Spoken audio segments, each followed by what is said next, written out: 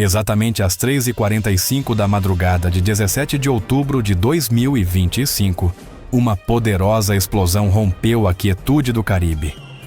A cerca de 160 quilômetros ao norte da costa venezuelana, um ataque aéreo estadunidense atingiu um navio semi-submersível suspeito de transportar drogas. Em questão de segundos, o oceano se iluminou com fogo e metal.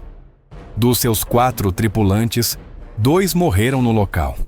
Os outros 2 foram resgatados horas depois por um helicóptero militar dos Estados Unidos. Hoje, esses sobreviventes estão detidos a bordo de um navio de guerra norte-americano, possivelmente como os primeiros prisioneiros de guerra em uma nova fase do conflito entre Estados Unidos e Venezuela. O ataque ocorreu às 3h45 da manhã de quinta-feira, 17 de outubro de 2025, em uma área marítima disputada no Caribe, ao norte do território venezuelano. Foi executado por forças militares dos Estados Unidos, como parte de sua recente operação contra o narcoterrorismo, anunciada pelo presidente Donald Trump. O alvo foi um navio semi-submersível, um tipo de embarcação camuflada que navega logo abaixo da superfície para evitar radares. O governo estadunidense o descreveu como um submarino projetado para transportar enormes quantidades de drogas. A operação, que durou menos de 20 minutos, foi acompanhada em tempo real a partir de um centro de comando no Atlântico, enquanto um destroyer estadunidense se mantinha em posição de apoio.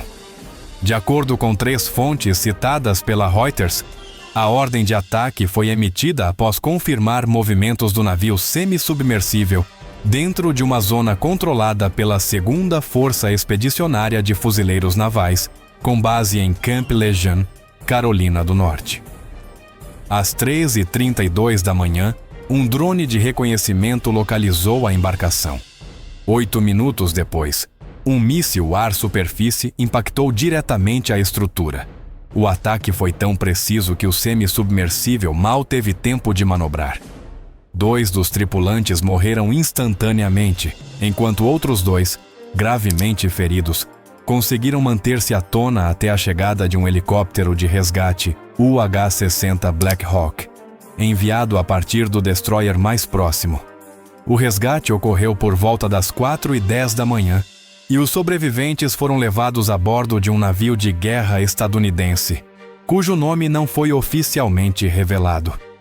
Este ataque marca um ponto de inflexão na escalada militar no Caribe. Apenas um dia antes, Trump havia autorizado operações secretas da CIA dentro da Venezuela, gerando tensões diplomáticas imediatas. Além disso, o Pentágono informou ao Congresso que os Estados Unidos estão formalmente envolvidos em um conflito armado não internacional. Até esse momento, as operações antidrogas estadunidenses haviam resultado em 27 mortes confirmadas, mas sem sobreviventes conhecidos. Este novo incidente altera esse padrão. A presença de destroyers com mísseis guiados, caças F-35 e um submarino nuclear na região confirma uma mobilização militar sem precedentes. Enquanto isso, o Pentágono reorganizou sua cadeia de comando, afastando o Comando Sul e outorgando a liderança das operações ao 2º Corpo Expedicionário de Fuzileiros Navais. Os detalhes sobre os 2 sobreviventes continuam um mistério. Suas identidades ou nacionalidade não foram reveladas.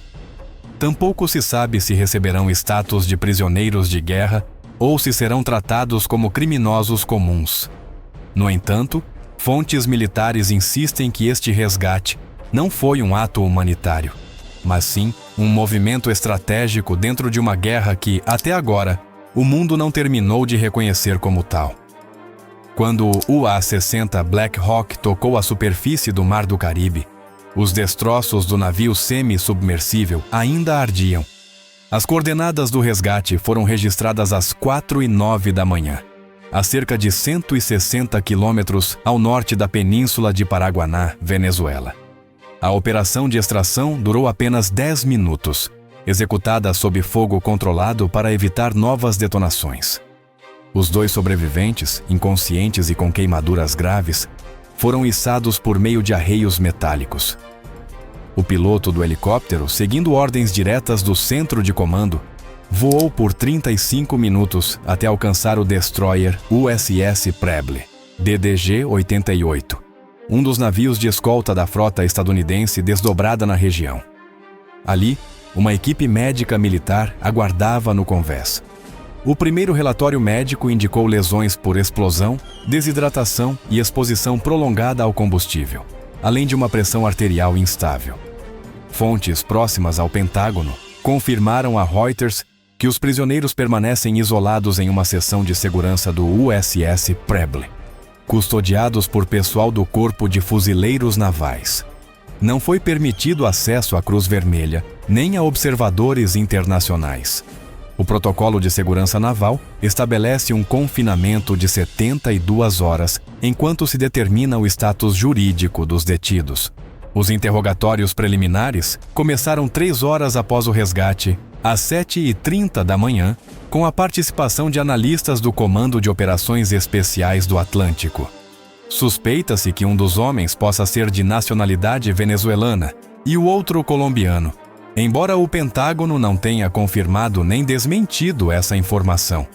O material recuperado do sinistro, incluindo um módulo de navegação, um transmissor satelital e um container estanque com pó branco, foi trasladado ao Laboratório Naval de Key West, na Flórida, para análise química. A operação se insere no âmbito da campanha Iron Tide, lançada por Washington como parte de sua ofensiva contra o que denomina uma rede de narcoterrorismo, patrocinado pelo regime de Nicolás Maduro. Essa estratégia, aprovada por Trump em abril de 2025, implica o uso coordenado de meios aéreos, navais e de inteligência, sem a supervisão direta do Congresso estadunidense. No entanto, a existência de sobreviventes capturados em combate levanta um dilema jurídico. Se os prisioneiros forem considerados combatentes irregulares, os Estados Unidos seriam obrigados a reconhecer uma situação de conflito armado internacional, o que ativaria as normas da Convenção de Genebra. Pelo contrário, se forem tratados como criminosos, poderiam ser julgados sob leis federais de narcotráfico, sem os direitos próprios dos prisioneiros de guerra. O professor Richard Garland, especialista em direito internacional da Universidade de Georgetown, declarou que esta situação poderia se tornar um precedente legal de enorme repercussão, pois marcaria a primeira vez que os Estados Unidos capturam sobreviventes em uma operação armada direta contra objetivos ligados à Venezuela. Às 9 horas da manhã de 17 de outubro de 2025, apenas 5 horas após o ataque ao navio semi-submersível, o Pentágono confirmou o desdobramento de reforço militar no Caribe. A operação, classificada como Iron Tide, fase 2, mobilizou uma flotilha de 3 destroyers, classe Arleigh Burke, um submarino nuclear de ataque e 2 esquadrões de caças F-35 Lightning II. O centro de operações foi estabelecido a bordo do USS Bataan L HD-5, um navio anfíbio de assalto com capacidade para abrigar mais de 2.000 fuzileiros navais e helicópteros de combate. O objetivo declarado era garantir a segurança marítima e neutralizar ameaças narcoterroristas, embora a escala da operação superasse em muito a típica missão antidrogas. Os movimentos foram monitorados por satélite pelo Comando de Defesa Aeroespacial da América do Norte, NORAD, e pela Força Aérea Venezuelana, que denunciou a violação de seu espaço aéreo em 2 ocasiões naquele mesmo dia, às 11h14 e às 15h47. Enquanto isso, a bordo do USS Preble, o ambiente era tenso. Os sobreviventes continuavam em observação médica sob vigilância armada. Às 21h30, o capitão do navio informou ao Comando Central que os prisioneiros haviam sido estabilizados e que um deles havia recobrado a consciência brevemente. Durante essa curta janela, o indivíduo, segundo fontes anônimas, teria confirmado que a embarcação zarpou da costa oriental da Venezuela e que transportava uma carga destinada a Trinidad e Tobago. Os investigadores estadunidenses consideram que pode se tratar de uma rota logística chave dentro do corredor marítimo do Caribe Oriental. Com os céus do Caribe vigiados e as águas repletas de navios de guerra, o incidente de 17 de outubro não parece mais um fato isolado, mas sim o início de uma nova etapa de confronto aberto. A captura de 2 homens em meio ao oceano pode parecer um episódio menor, mas suas consequências estão reconfigurando o tabuleiro geopolítico da América Latina. Na madrugada de 18 de outubro de 2025, o USS Preble recebeu novas ordens. Às 2h10 da manhã, o navio mudou o rumo para o noroeste, com destino à base naval de Guantánamo, Cuba, conforme confirmado por 2 fontes militares. Ali, os 2 sobreviventes do ataque ao navio semi-submersível seriam entregues ao Comando Conjunto de Detenção e Operações de Inteligência, uma unidade encarregada dos interrogatórios em contextos de conflito. O traslado foi mantido em segredo por mais de 36 horas e só se tornou público quando um drone civil captou imagens do destroyer navegando escoltado pelo USS Gravely e pelo USS Lassen.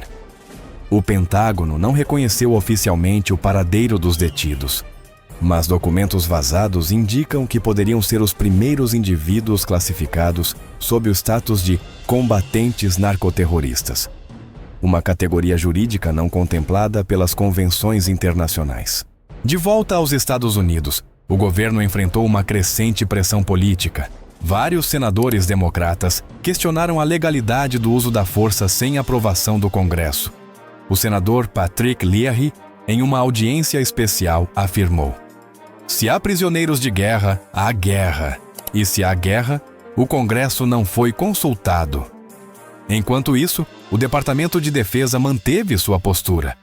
As operações fazem parte de uma campanha limitada contra organizações criminosas transnacionais, não de um conflito armado formal. Na América Latina, as reações se multiplicaram. Colômbia e Brasil expressaram apoio a Washington, enquanto México, Bolívia e Argentina pediram o cessar imediato das hostilidades.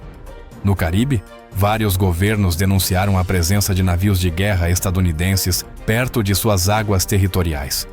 Os analistas concordam que este incidente redefiniu a segurança hemisférica. Pela primeira vez desde a Guerra Fria, o Caribe se torna cenário de tensão militar sustentada entre potências. Os relatórios satelitais indicam que pelo menos 6 navios de guerra estadunidenses continuam operando entre Porto Rico e as Antilhas Menores, em coordenação com aeronaves de patrulha marítima. Apenas dias após o ataque inicial, a linha que separa a guerra contra as drogas de um conflito militar internacional se tornou difusa. Os 2 homens resgatados do mar, ainda sem nome, sem país e sem julgamento, se transformaram em símbolos de uma nova fase de tensão global, onde a diplomacia e a força já não parecem ter limites claros. A história do semi-submersível do Caribe não termina nas águas onde foi afundado.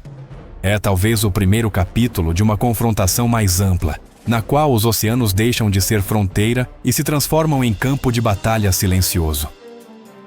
Antes de você ir, queremos saber sua opinião. Você acredita que esta operação marca o início de um novo conflito no Caribe ou foi simplesmente uma ação pontual contra o narcotráfico? Deixe nos comentários e conte-nos como você interpreta este episódio. Seu ponto de vista pode abrir o debate sobre onde termina a linha entre a segurança e a guerra.